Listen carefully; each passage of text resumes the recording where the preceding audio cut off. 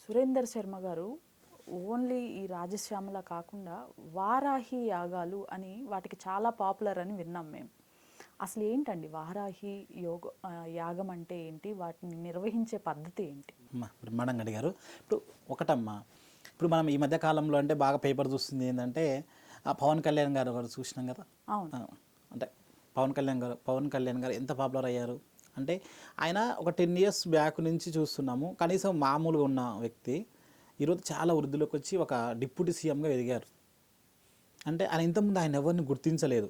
ఆయన జనాలకు వెళ్ళేటప్పుడు వారాహి అని బోర్డు పెట్టేసుకొని, అమ్మవారు వారాహిదేవి బోర్డు పెట్టేసుకొని ఆయనకు జనాలకు దూసుకెళ్లారు.